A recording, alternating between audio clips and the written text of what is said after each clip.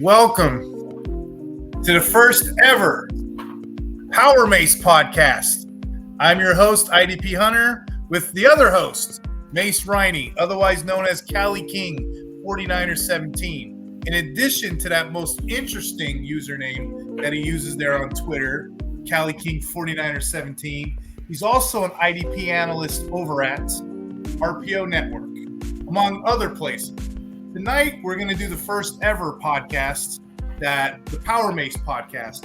Mase, what are we going to package in this podcast? Because I'm excited to talk to you. I ain't talked to you in a while, my friend. Yeah. Thanks for having me. Thanks for helping me assemble this, I guess I should say. I just have a lot of stuff on my mind. It's the off season. Not a lot has been going on, but I guess it's kind of like a duck that is treading water. You got a lot going on underneath the scenes, not so much going on over the top where people are looking. So I just want to dive in.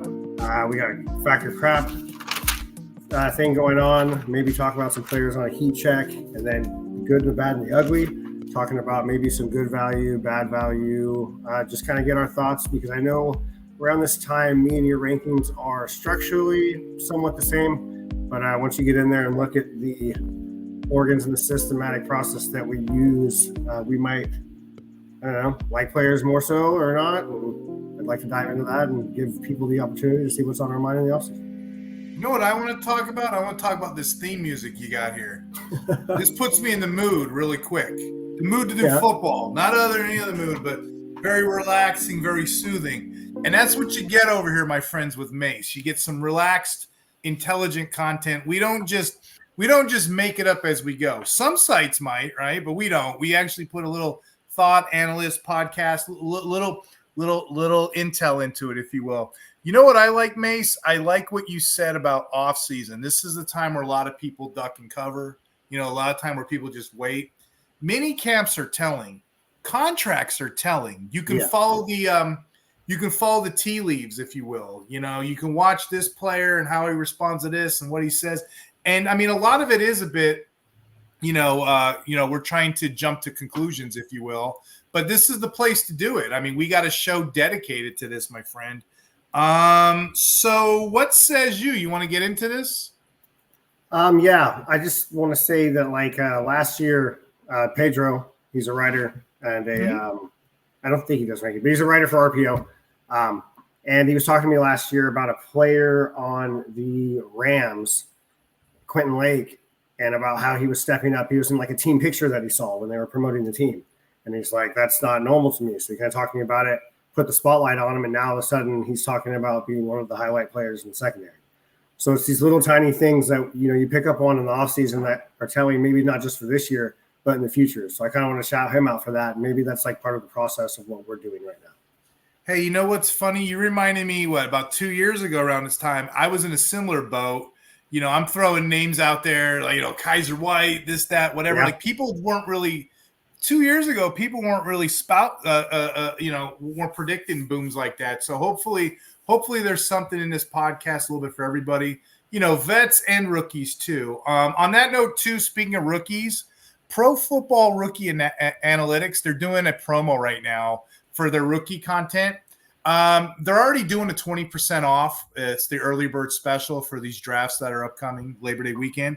But if you guys subscribe and you guys go to promo code IDP Hunter, you'll save an additional 25% off. And that's Pro Football Rookie Analytics. They're kind of like the PFF of fantasy football, but for rookie content. So check them out. All right, Mase, I guess we should get this thing started. You want to tell them about the category we're about to do? It's called Factor Crap. Yeah, Factor Crap. It's just kind of getting our head going on rankings and where I guess some analysts or rankers have players going. And I have a couple questions just to see kind of if you think something is Factor Crap. So I guess it's not really Factor Crap. This one's more so just who do you think? So who is the highest Cardinals defensive lineman that is ranked on Fantasy Pros right now? This person is ranked at defensive lineman 65. Is it Zaven Collins, Darius Robinson, the rookie, or Justin Jones?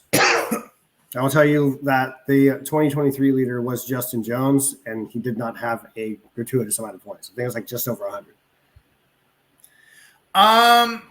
So if you're asking me, like, the driver's license test question, fantasy pros, I don't want to talk poorly, but a lot of people aren't caught up yet.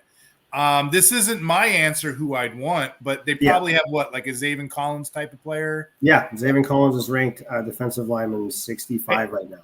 And I rebuke that so much. It burns a hole in my chest. I have ulcers right now. That's such a smart, witty take.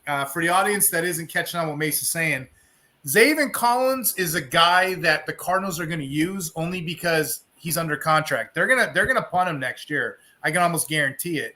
Remember last year at one point, Mase, he had a 0.0% win percentage. He's not a very good lineman. He's not even a really good linebacker, but he's there. The player to own, what were my options again? You said there were three. Darius Robinson and Justin Jones. So Justin Jones is the defensive tackle, interior lineman, and then Darius Robinson can kind of do both. But I imagine them putting him on the outside with the rotation. So for my personal rankings, I have Robinson DL 70, and that's late. That's late for me. And again, I know rookies, they move around, whatever. I like Robinson. I like him as a dynasty piece. He'll play at some point because the Cardinals got no choice. But they have all these vets in front of them with these heftier contracts. Darius Robinson, to me, is a really talented player. We both prospected him. He can run the 3 and 4 technique. He's a banger. What I mean by banger is he plays between the A gap. He can play between the tackles, which is kind of interesting. So he'll get on the field somewhere. 100%. But I can see a future for him and BJ Ojulari. I can see those guys getting on, but it's going to be one more year as Zaven Collins. I don't want that guy at all. Take advantage to what Mase just said. Mase, say it again for the slower people in the crowd.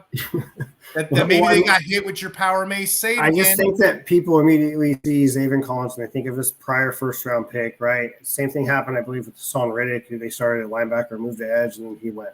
He actually ended up being a good story, but it wasn't until I guess he did have one good year in Arizona and then dipped out. So, I mean, if you think Zaven Collins is going to get 12 sacks this year and go get himself a contract, then, okay, that's fine. I'm just not really willing to put that risk out there. And in shorter or smaller leagues, if you're looking for a guy just to put him on your team because he's on the edge, I don't think Zaven Collins is that guy. I would rather go with a guy like Darius Robinson. So that old TV show, The League, if you remember The League, they had an episode called A Ranking Slave. Don't be a ranking slave. Don't be, Fantasy Pro says this guy's number 60. You're going to get got. You're going to get got by sharks like us. Yeah. Go ahead and take Zaven Collins. I'll take your Darius Robinson because eventually it's only a matter of time those rules are going to change. That's an excellent take. Excellent take. You went all the way back to Hassan Riddick, and that actually is a good parallel. What you just said. The Cardinals historically have been playing these guys out of position. They tried to make Hassan Riddick an inside linebacker for years. Then he goes to the Eagles and he pops off. You know what I mean? Same thing with Collins. They're moving these guys around. They're not getting enough bang out of their book on defense anyway. Yeah. Okay, so this one is kind of like a quick hot. I'm just going to spit some names at you, and you just tell me if you think they should be higher or lower based on the rankings that are on Fantasy Pros right now. Okay? At defense, all right, so we'll start at linemen that are ranked less than DL 100, so like DL 100 to DL 1. Okay? Start off with a banger, dude. DL 44, Chase Young. I don't want to have anything to do with Chase Young at all. Yeah. I would rather you take Chase Young. What'd you say he was, 44? I'll take him 44th. 440. I don't want nothing to do with that. Now I understand why people would, I don't care. I don't want it. Yeah. I rebuke him. I'm throwing him. I just watched The Omen last night, so I'm rebuking everything. I rebuke you. You're off my network. You're done. Kaput. But yeah, I don't want nothing to do with Chase Young at all. Shares of that dude. I've been off him since his rookie year. You know that. So yeah, for sure. Okay, defensive lineman 49, Zach Sieler. I currently have him as my DL 22. That might be a little spicy. I might drop him down a little bit, but I think that he should be below 49. What say you? So I like Sieler a lot. Sieler is going to get all that inside work, and then Wilkins is gone now. So that's a name, and I don't know why he falls as much as he does. I don't have him as high as you. I have him at 42 DL, Okay. but still, that's within the ballpark of if you're in leagues like me, which you are, because we play a lot of ours together, right? Yeah. That's a DL3 you can sneak in, easily or a bench. But yeah, that's how I feel about Sieler. For sure. Okay, defensive lineman 70, Bryce Huff. Okay, I currently have him at 47. Huff is late everywhere. We both know the history on Huff. Huff is I see him breaking out.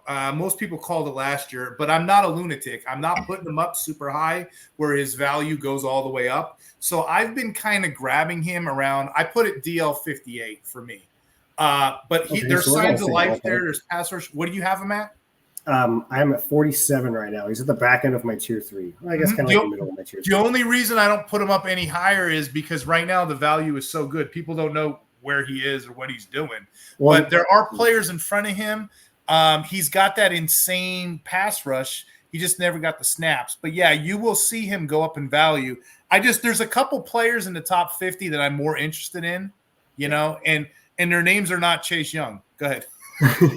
Well, the Jets have so many guys on the outside, right? They've got Reddy. No, I'm sorry, not Reddy. They've got oh my God, I'm freaking spazzing out here. Hold on, who do they have? They have Bryce Huff. They have Jermaine Johnson. They have Clemens. They have Huff.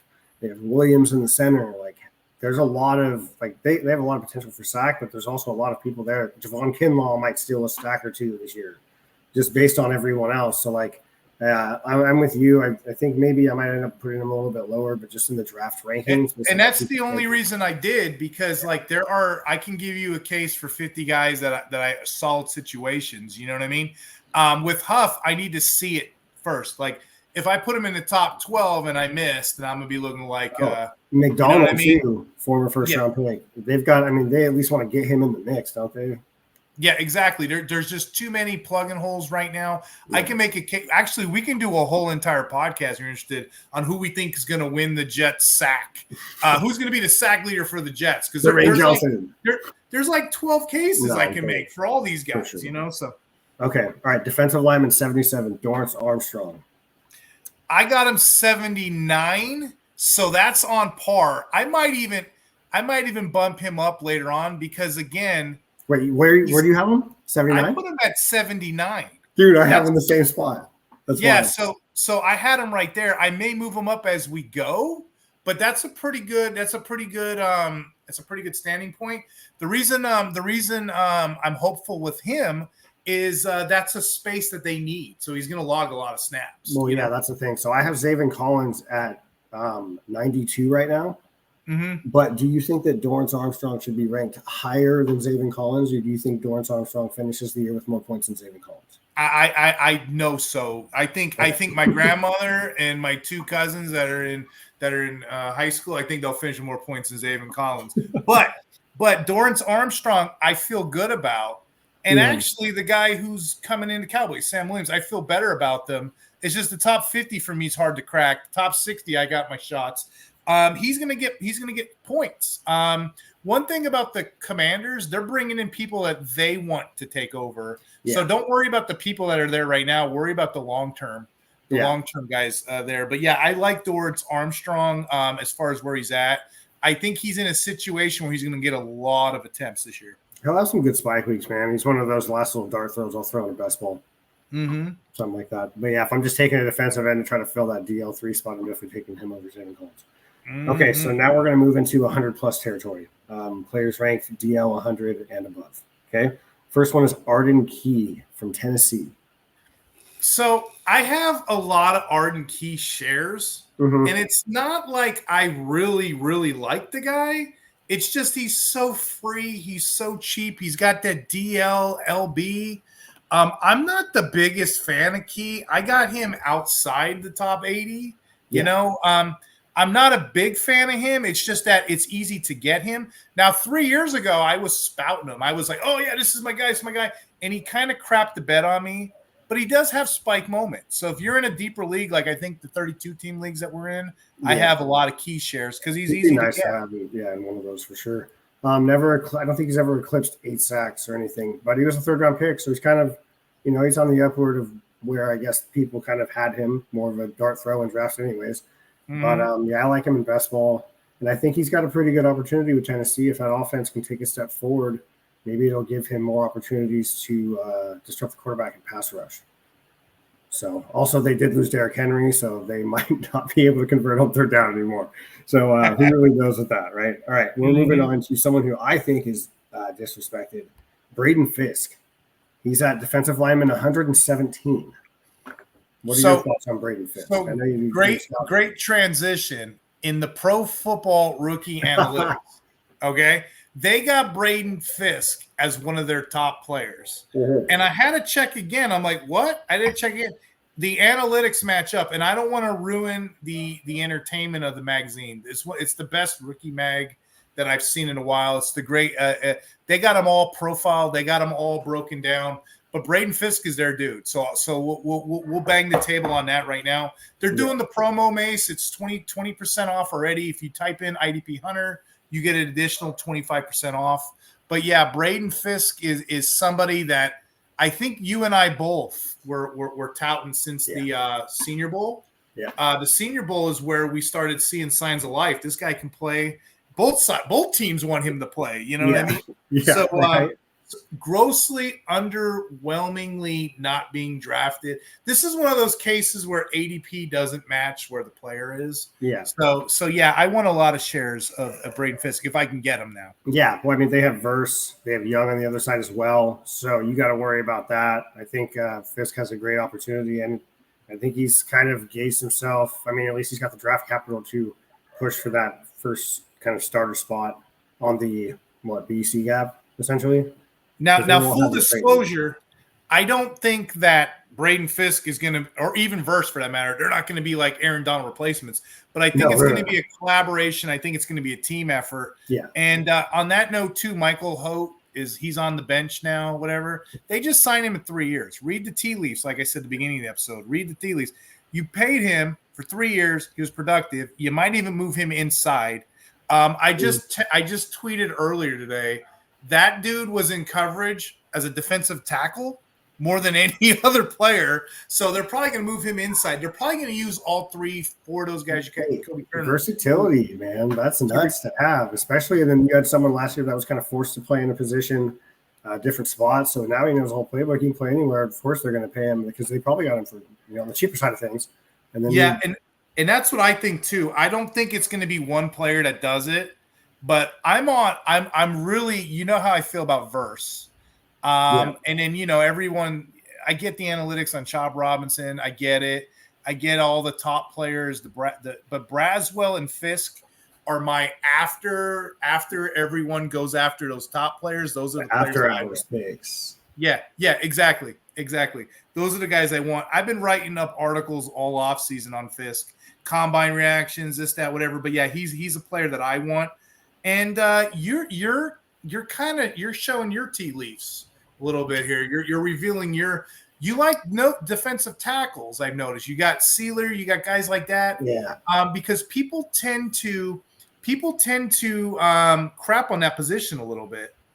6 of the top 30 defensive linemen last year, points alone, most leagues were defensive tackles. They're on the rise. You can't just punt the position anymore. Yeah. So yeah, especially if they're playing outside different techs, whatever, like Michael Holt, like I was saying, Michael Holt was in coverage. Here, I got the numbers right here. If you're interested, Michael Holt was in coverage. Majority of the snaps last year. Like what are we doing? Insane. Yeah. And then, like I said, you can really hit on it. Here was the tweet. On average, 6 of the top 30 defensive linemen last year were defensive tackles. So, the hit rate there, if you drafted one in the first 16 picks, 37% hit rate. You drafted one to 17 and 32, it was 17% hit rate. So, again, context matters. You're not wrong getting one of these top defensive tackles. Yeah, especially like even a guy like Christian Barrymore last year, Jude all went down. Barrymore just kind of reaped the benefits. I think he's coming into his own as well. But, there's a lot of those guys that have been on the mat these past couple of years. They've really been stepping up. Quinn Williams had a good tackle year, maybe not so much in the sack column, but he's still getting back there and pressuring guys. So that's another name, and I'm glad you brought that up. I'm high on Quinnen Williams, and he could very easily lead the Jets in sacks. I know it doesn't sound it just trending depends in on the sacks. week for them, man. You look at the defensive tackles right now, the league. Aaron Donald's out of the way, so who's now your new dynasty number one? You know, I mean, he's up there. He's got to be top 1 or 2. But then on top of that, he had every metrics last year. Every metrics last year showed that he was playing better than he did the year before. With Quinnen Williams, I'll probably tweet this out later. I'll put it more eloquently. But I think Quinnen Williams, it's just will they, won't they? Sacks are so flunky. But he didn't do anything wrong last year. Nope. So Quinnen Williams, eventually he's going to catch these guys, much like Nick Bosa. He had the same issue, much like Dexter Lawrence. You're doing all the right things. You're getting all the right pressure. That's what it's all about. Eventually, you're going to connect on some of these. But those are players I want. I want players that are on a low. And I don't know how you're going to do next segment, the good, the bad, the ugly. But I'd prefer to take an ugly and coddle them and love them like a baby and raise them and buy them. And then you good players, all right, I'm going to get 7 draft picks out of you. You know, so I'm just curious how you're going to do that. Okay, I've got 2 more. Okay. One of them is a defensive tackle. Okay, defensive lineman 129. Kyle Van Noy had a standout season last year. People thought he was done. Is he done? They did draft. Who was it in the second round? Man. Are you? You caught me off guard with that one. You're talking about is it Isaac? Yeah. He's Isaac. They got him from Penn State. But not just Isaac. Who else they got? They got Ojabo. I think Ojabo's on his last year. If he don't do it this year, he's done. Owe as well. Owe I'm happy about, and then they re-signed Maduke. I really think that Noy. I've been saying Noy's done though, so I'm not really the biggest fan of Noy. Mm-hmm. He's a 33-year-old outside linebacker, DL play, 34 probably by now, right? I don't know, man. The redraft, does he have one more in him, dude, or is he going to get replaced by week 4? You know, I hate doing hot takes, but look at that team. Where does he fit? Where does he play? You know what I mean? Yeah. I wouldn't take him myself. I would rather somebody else take him, and then I take the next man up personally. I have him at 154 right now, so I'm not. Well, there you go. I think he'll have a week or 2, but I think for the most part, it's going to be on to someone else. Mm-hmm. Okay, last one. Bears defensive tackle. They do have Montez Sweat, but the rest of the line is kind of up for, I guess, rotational demise, if you will, for lack of better words. Gervon Dexter Sr. You know, Gervon Dexter, and I wrote he's a defensive lineman 225. Yeah, he's a really good run blocker. He dominates the trenches really well. So if you're in a league, not necessarily tackle heavy, but, you know, if you get tackles for loss, those are the sneak leagues that you get the defensive tackles in and the guys that penetrate like that. Mm-hmm. So he's the kind of guy that doesn't show up on the stat sheet. Where's he ranked right now, did you say? 225. He's a really good 29 pressures last season, 4 sacks.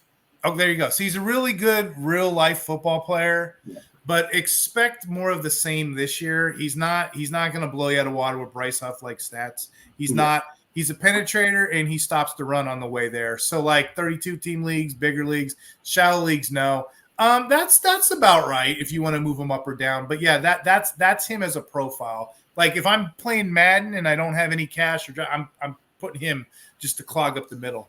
Yeah, no, for sure. He had, I think, just under 450 or just over 450 snaps last year as a rookie. So maybe he gets an uptick, but I think they're kind of building the walls there, so to speak, on the defensive line. They added Booker on the outside. On that note, I'm kind of interested in Booker a little bit for these deeper leagues. For a little like weight, you're talking about nurturing guys. That's definitely one you're going to go ahead and put on your taxi squad and just be like, please work out. Please put on a little bit of weight, get in the weight room, learn it. Just learn from Montez Sweat. He could. You were showing your tea leaves earlier. I'm going to reveal some of my tea leaves. I don't have a lot of defensive players on my taxi squad. I just don't. I kind of like to run a skeleton crew. Now, granted, they're not always the best skeleton crews. I'll have like Alex Anzalone and is that what I'll just run a little. But I love to stash offense talent because But if the talent's there, if it's like a turnover sack heavy, kind of guy like that, I think Booker. I mean, he's a little undersized. I think that's the bag on him. But somebody's going to have to play on the other side of Sweat. And they have two guys inside. You mentioned one a couple minutes ago that can really stop the tackle. Justin Jones being the other one, Gervon being the other.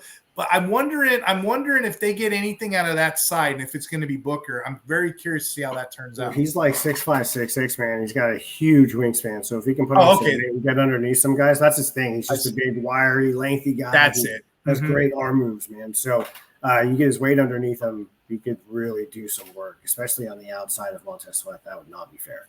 Interesting.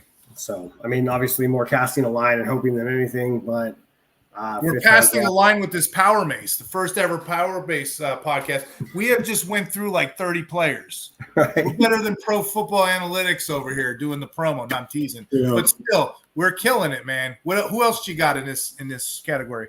Okay, so I can do. We still have linebackers and DBs, but I can run them a lot quicker. Okay, all right. So we'll go under top 100 linebackers. Okay, starting off with linebacker 5, Fred Warner. So you know what's funny about Fred Warner, and I know you're a homer, so I'm going to take this one a little bit here. Okay, so he's at 5. I may have been one of the first people to put him at LB5. I think I was because when I was doing my rankings, what have you. I pulled him down to LB6 right now.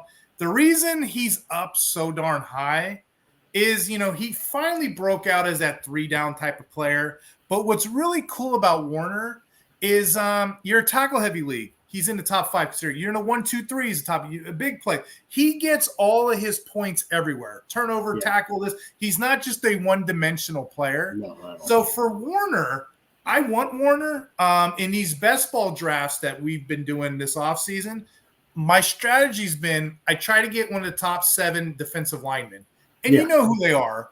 The Bosas, the Crosbys, the Garretts, the Parsons, the Watts, the Will Andersons, the Daniel Hunter, the Josh Allens, right? Yeah. I'll try to get one of them. And then I'll come back around in the second round and I'll either get like a Khalil Mack or Fred Warner. He's a target of mine. Because I know, regardless of the format, I don't even got to read it. I know he's going to be a top LB1 type of player for me.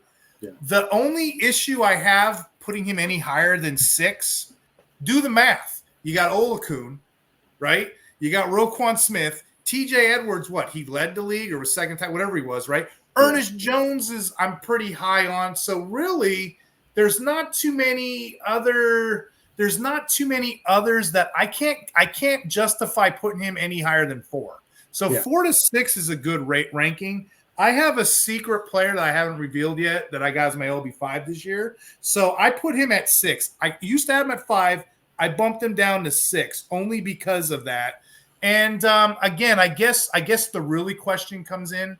How do you feel about the Nick Bolton types? How do you feel about the Ernest Jones types? Yep. But most people have Warner between 4 and 6. I think that's reasonable. Yeah, so I'll just give you my quick tier 1 11 players, okay? This is just the draft. This is redraft. So when you hear a couple of these names, you'll be like, "Whoa, oh my God." Because there is one that's kind of like, but it's just more of me just thinking that this year and where they're at offensively and defensively. Anyways, Fourier, number 1, TJ Watt, number 2, Roquan 3, Okereke 4, Alex Singleton 5, Zaire Franklin 6, TJ Edwards 7, Bobby Wagner 8, Ernest Jones 9, Bolton 10, Fred Warner 11. And those are all in my tier 1.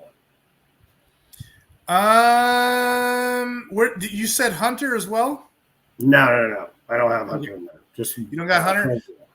Out of curiosity, where do you have Azeez? I'm just curious. Al-Shaair, I have him at 13.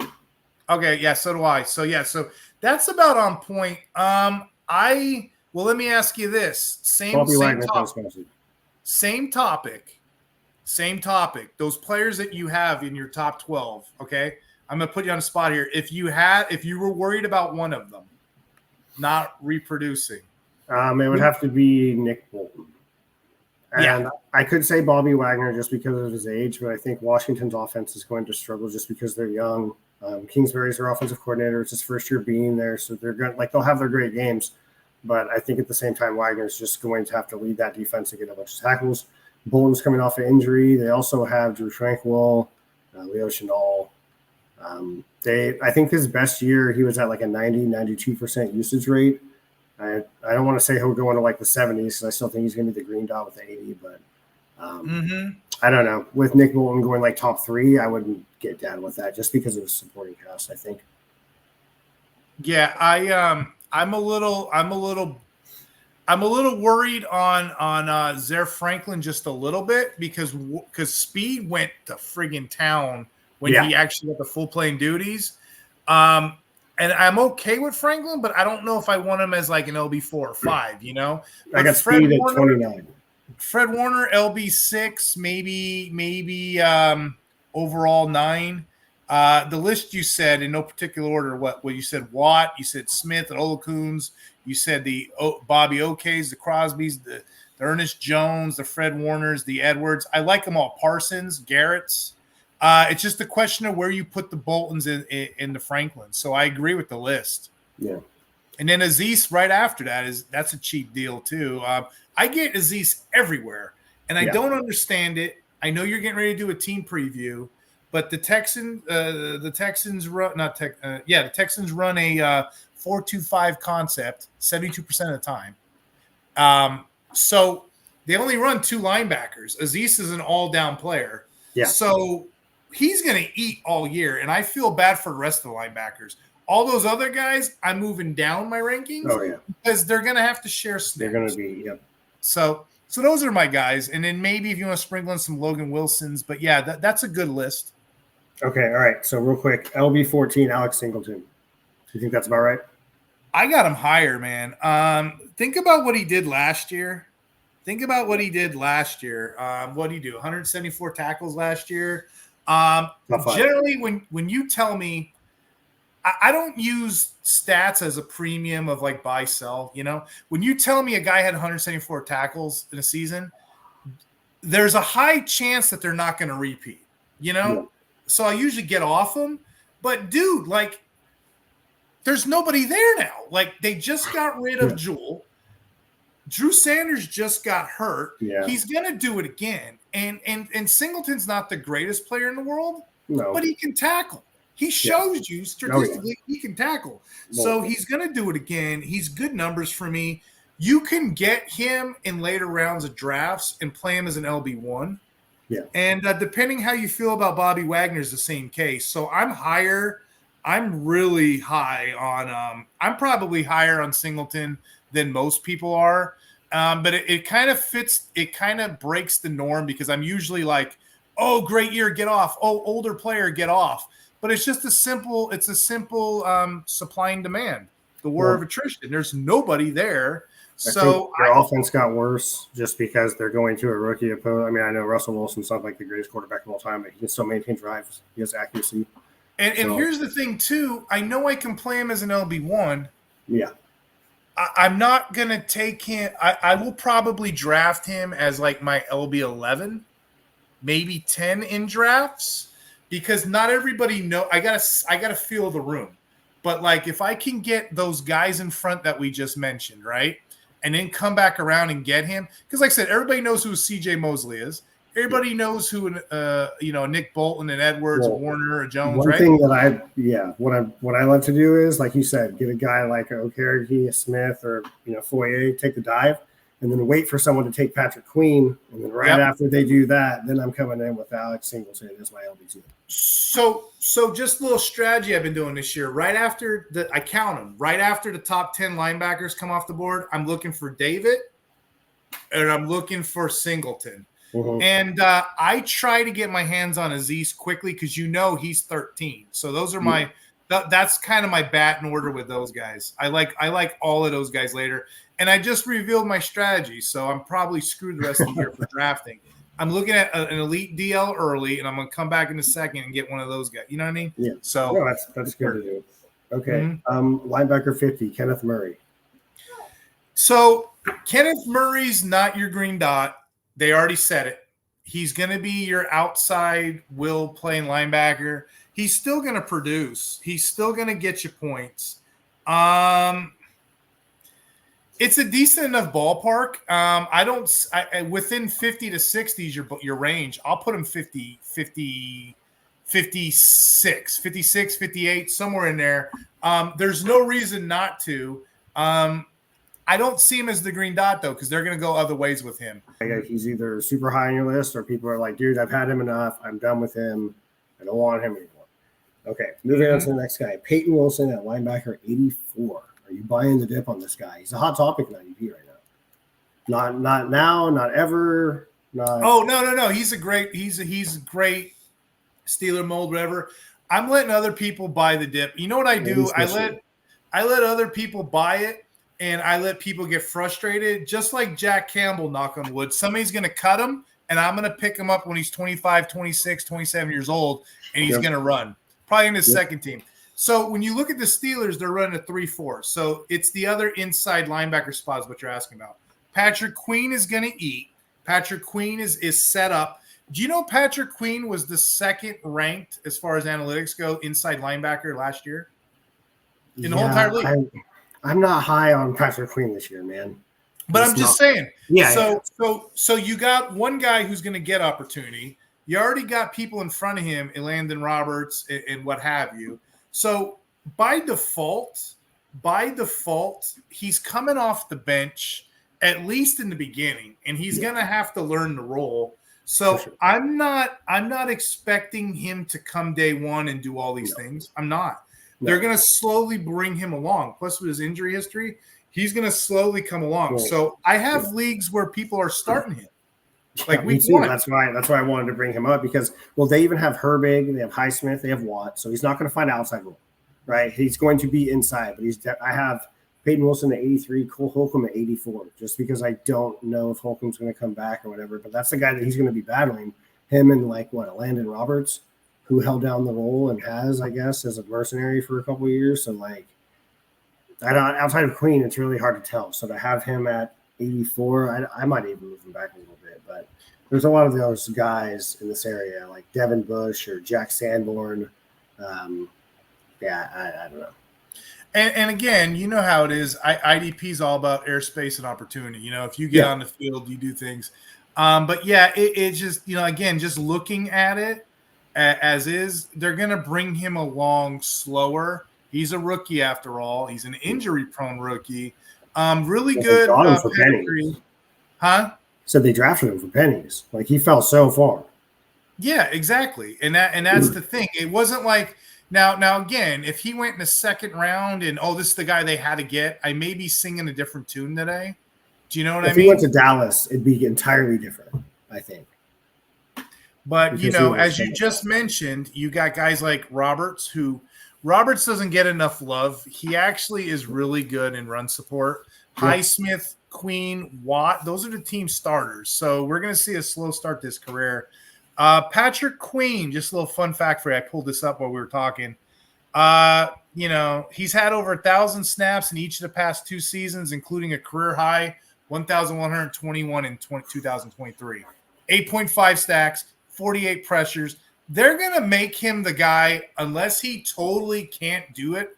They're going to put him on the field as much as humanly possible, Yeah, for sure. Now, granted, I do know the Ravens were mad with Queen before they got Smith. He had great LB2 numbers. Whenever he's the LB1, he would always kind of not so much produce. But there's a support system there in Pittsburgh. I think, like I said, with these rookies, there's age cliffs for a reason. It takes these guys a little bit longer to catch on. Yeah. There's a bit of a clogged up depth chart. The rookie has justification to stay in the bottom and learn a little bit and heal up a little bit. So I think he's going to slowly produce. So, yeah, I'm not on him yet. I'll wait till somebody gets aggravated week 4 and I'll trade for him. That's what I'll do. Okay, for sure. All right, you're going to love this name. Linebacker 96, Brian Asamoah. Yeah, I'm off him, man. I've been off him. Believe it or not, I had him in a lot of leagues. What was it, 3 years ago, whatever it was? He was supposed to be the guy by default. And then Pace came in and took the job from him. So I've been off him. I've been off him way, way back then. And you already told the story. So now let's go to 2024. Okay. They forgot about him. He's on the streets right now. They even got more people in front of him. They brought in Blake Cashman also. So yeah, he's not doing it. New coaching staff. They really don't want nothing to do with him. And here's what kills me. The Vikings are one of the most blitz-tastic teams in the whole entire NFL. You know, remember when we were doing, I don't know if you remember we were doing that all-star mock draft, me, you, Leo, and a couple guys. And I think somebody asked about Josh Metellus. And like, I don't know is he going to play? And I'm like, dude, ask him where he plays. He'll tell you wherever coach wants me to. He's a slot corner. He's a third linebacker. Okay. Sleeper just changed his position. If you look at it like last week to LB/DB, Josh Metellus. Yeah. So that's great for Josh Metellus, but that should tell you something about Asamoah too. They're putting safeties in front of this guy in the depth chart, man. How's he going to get on the field? I'm done with him.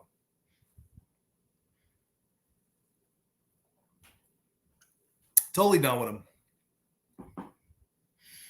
And I'll tell you something else. There's a promo going on right now, and I'm really excited to talk about this.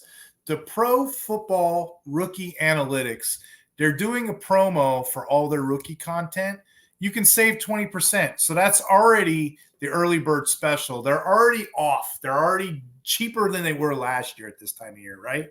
If you use the promo code IDP Hunter, you're going to save an additional 25%. I mean, I don't know about you, Mase, but that's a deal. You can take that anywhere.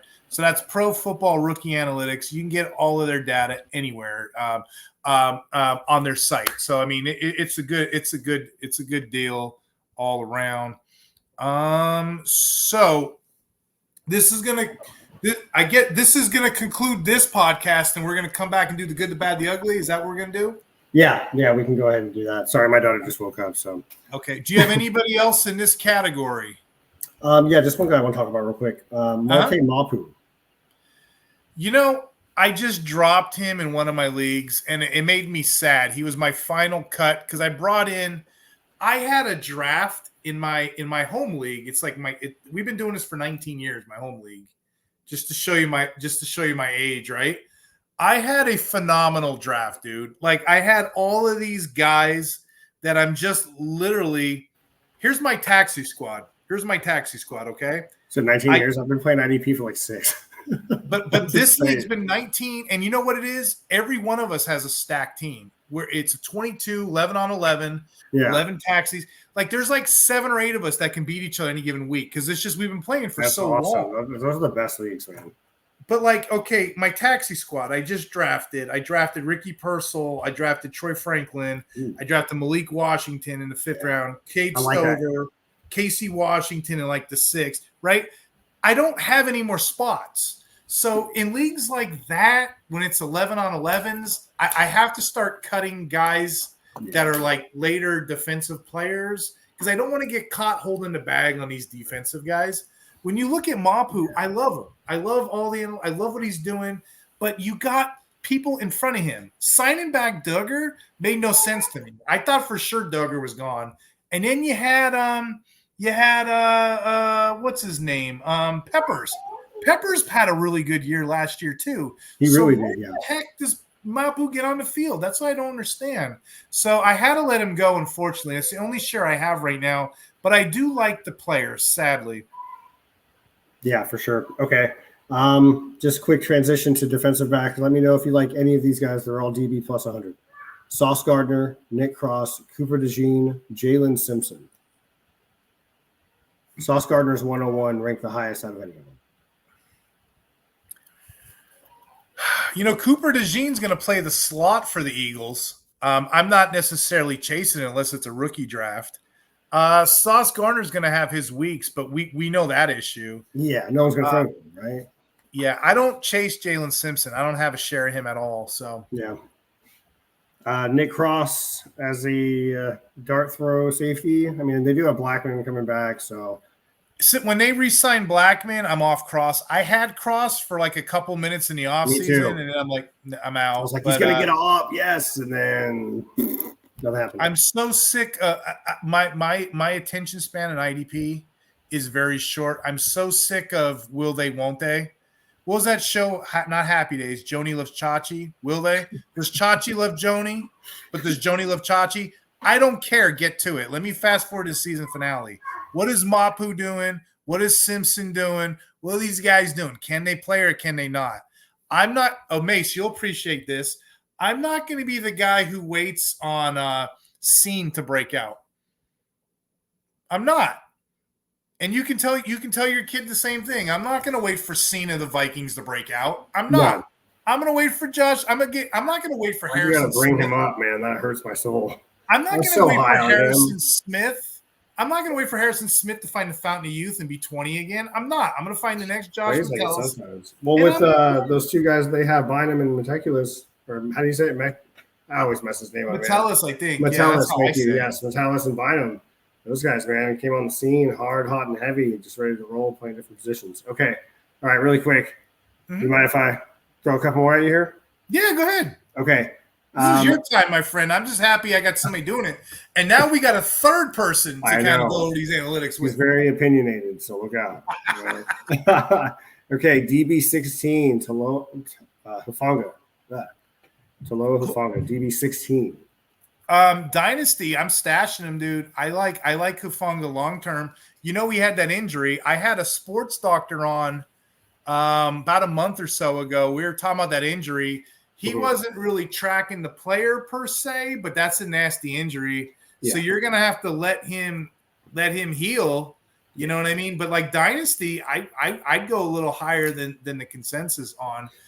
So what are you asking this year? Yeah, just for this year. I have him at DB29. I don't think the Niners are going to be in a position to resign him, but I do think that he does have added value for a team. So I think a team will go out and get him if he does prove that he is healthy this year. Right now he's practicing on the sidelines, kind of doing not walkthroughs hearsay, but he's on what they call Jimmy Garoppolo's sideline. When he was working back from his injury at training camp, he would be off on the side in a certain area and people would be able to still see him and stuff. So that's kind of still where he's at. I guess whenever they put the pads on and stuff, we'll really be able to see where he is as far as his recovery. And that's it. I'm going to say the top 24. So your DB2s, he's a DB3. So I'll say 25. I'll say 25 on. But your top 24, that list is just solid guys, 3-down player. Again, I want 90% snaps or better. Yeah. You know, so he's a DB3 with the DB1 name, I think. Yeah. So I'm trying to think. There's guys. You know, okay, you know the top 10, but there's guys like Jalen Thomas, Grant Delpit, Reed Blankenships. I'd rather those guys ahead of Hufanga, to be honest. Justin Reed, who I know you're big on right now. Yeah. So, yeah, I would move him ahead of Hufanga. So anything after 24 is gravy. Now, if you're talking dynasty, I'd put them all the way up to DB8, to be honest. Oh, okay. That's where I'm looking. Okay. Yeah, especially those tackle heavies that we like, you know. So you just got to him and Greenlaw. You just got to hold the injuries for now. Yeah, which sucks in the offseason because there's no tag, you know. Yeah, and the Niners like using him deep for some reason. That's never really been his strength. I feel like his strength's always just been a banger in the box, man. I can't figure that out either, unless it's maybe the fact that all the guys up front they like to just go after it, and then they like to put everybody else on an island. But I think he's more of a tackle guy. Yeah. They've rotated a lot of free safety. They're free safety guys, so I think that he's kind of had to hold it down because those guys maybe don't know the playbook as much. They don't know as much.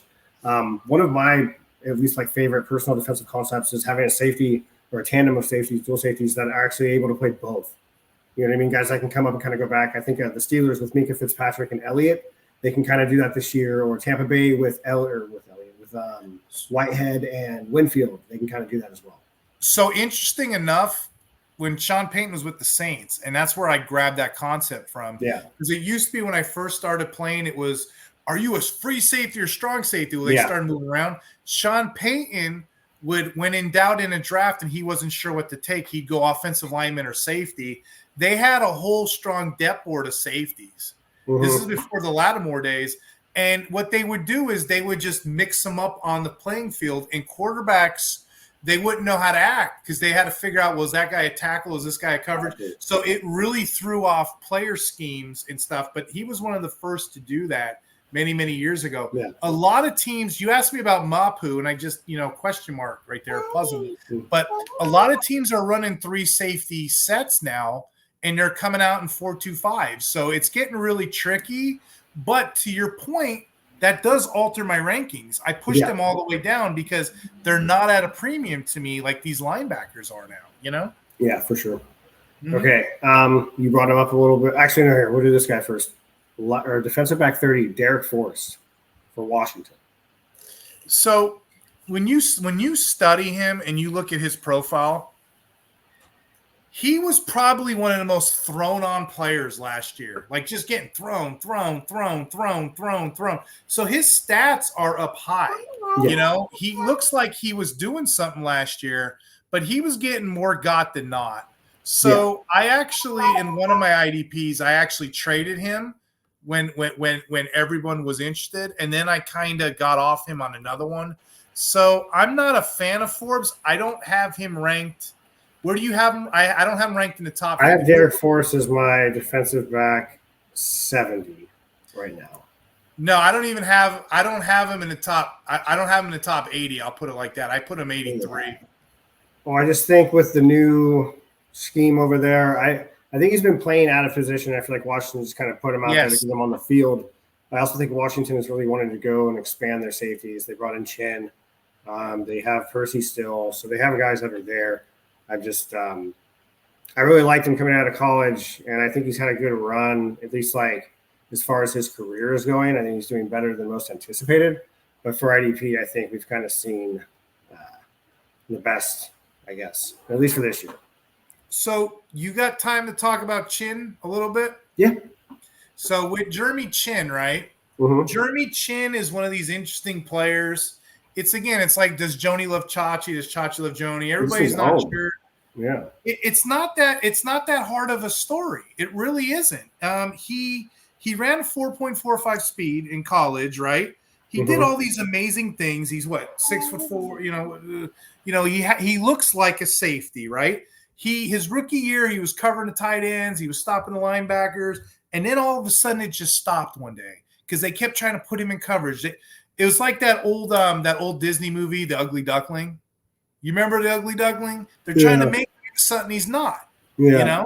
You're not a swan, you're a duck. So they moved him around, they did all these other things, and it wasn't working. Okay? Jeremy Chinn, you don't just forget how to play football. You just don't.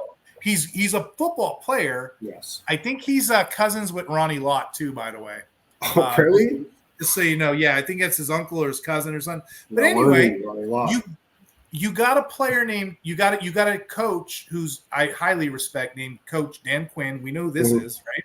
He's famous for the Legion of Boom that he created there in Seattle. Moved to Atlanta, did some things. He moved to Dallas, created the NASCAR package of Parsons, right? 3 things he did very well, right? Each scheme was totally different. He's not a scheme. You can't figure out what he's going to do. Yeah, he's going to build his scheme based on the players around him, right? Mm-hmm. One thing he does well, you can't figure him out. The minute you think you figure him out, he changes up, does something else. If anybody in the universe can unlock Jeremy Chinn, it's going to be Coach Quinn. And again, the player's not sick. He's not injured. He doesn't get in trouble. It's just that playing him out of position. So again, it's not that hard of a concept to me. I think this is the time where the Commanders get their players together. They get them on the field. They figure out what 11 they want to use, and then they go at this. And you just said it with Forbes. Same thing with Chinn. You just said it with Forbes. They don't have a lot back there, and they just lost Curl, and they're trying to figure out what pieces are going to go where. So just give them time. But, I'm high on Chinn. Which I usually haven't been because he's been so damn high for everyone else. His decline was very strange. It's just like a classic Panther player. Like, okay, this guy's got potential, and then they ruined it. Time to ship him off. So I currently have Chinn at defensive back 36, but I think that with they have Wagner. They also brought in Frankie Louvu, who's played with before, so they have that kind of communication there too. So I'm curious, like you, to see where he's going to fit in schematically. So again, I don't try to fall in love with players. I don't try to go, but I got Chinn at 29, so I got him a lot higher than you do. Again, it's a bit of it's a shot, but I'm taking it just because of the respect I have for that coach, that player. And again, if he tanks out, we're going to know super quick, right? We're going to know by week 1 or 2. That's a position that you can't hide. So yeah, for sure. There's a lot of question marks on that Washington defense. They drafted Zaire Newton, who's an interior defensive lineman, but they also have one of the best duos of interior defensive linemen in Allen and Payne. They brought in Armstrong, who played with Dan Quinn previously. Clyde Farrell might be good as a spot starter. Like, I don't know. If you look at the Commanders, because they confused me in the offseason. But again, reading the tea leaves, it's kind of telling. This coaching staff does not care what they have on the roster. Because if it was me or you and we had a man team, we're like, okay, we got tackles, defensive tackles, let's build everything else. They don't care. They're taking the best man up. They're getting their players. If those players don't want to stay, screw them. We'll go and put our own there. Newton is a stash to me in places I can get him. He's a dynasty taxi stash. Remember in the beginning, I'm like, hey, I don't keep a lot of defensive player stash. I'm keeping him stashed because you and I both know he was the number 1 player, the defensive tackle. He was a 5-star player until he got hurt. So, yeah, he's going to erupt a little bit later. Probably won't be this year, but I think next year – one of the tackles of the Commanders is it? I think it's Payne. Payne is on his last year, I think, and I think they're not going to re-sign him. Yeah, one of them re-signed. I think it's Allen. Yeah, I think they re-signed Payne. I think Allen's. That's what it was. Actually, Allen might have got paid too, though. That's what one of them got paid and one of them didn't. But I can see them moving on from old dude. You know. Yeah, for sure. Again, Quinn and them, they want their own people. They want to bring their own people in. I love everything they did this offseason. I do think they made one mistake. I don't think paying Eckler as much money as they did, they should have did that. Because, clearly the Chargers want to pound the ball. They want to run the ball down their middle. If Eckler was that kind of guy, they just would have re-signed him. They brought in all the Ravens running backs, the Dobbins, this, that, whatever. They let Eckler walk because Eckler wants to run around and catch the ball. I'm more high on Thomas than I am on Eckler. That's kind of weird, huh? I think Eckler and Jane Daniels could be pretty good in that. With the catching, yeah. Yeah, so, okay. And then these last 2 guys, defensive back 88, Antonio Johnson for the Jaguars. And then I think your guy, because you were telling me about him last year, DeMarco Howell. They do the same thing. The same thing. The analytics to these rookies, because Kyle Hamilton's rookie year, everyone was on top of him. Like, oh, he led the league in this. He led the league in that. They're like, what? He was a top DB as far as PFF and Pro Football Analytics had it. And we're like, wait a second, he did what? And now all of a sudden we see the value. So shout out to the people that seen it then. That's why we do this stuff. That's why we lift all these heavy weights. That's why we look at these players now in the offseason. Because if you don't, you're going to get lapped by the guys that are. So we went through a lot of players this episode, Mase. You really did your homework. I got to commend you on this one. Yeah, it was, I don't know, probably at least over 50, man. We could have gone more. You know, me and you, we get together and we just start talking. So. That's all it takes. So we want to close this one out, and then I guess we'll come back on and we'll do the good, the bad, the ugly. I'm kind of interested to see how that goes. Yeah. Any closing thoughts on the first ever Power Mase podcast? Just stick to your guns, do the research, and look. Just because a guy's ranked high does not mean he's going to be high. Also, at this point in the offseason, no one really knows, aside from your studs or guys that have the trail of consistency, right, or have that green dot, and we've seen it proven. Aside from that, no one really knows, man. Everything's changing. Grass changes, schematics change, players change. You have personal stuff going on as well. Stuff in the offseason happens. So you got to stay sharp, stick to your guns, and the only person you can blame at the end of the day for your roster is you. So make sure you do the work. Exactly, and that's a good point. And Mase set this podcast up with a swirling Mase bang, okay? You control your team. If you want to draft Zaven Collins because some ranking said he was good, and meanwhile your friend has Darius Robinson, only one of you can win a championship, my friend. Yeah. You got to decide. Yeah. On that note, we're going to close it out. Thanks for coming on, my friend. Yeah, thanks for having me.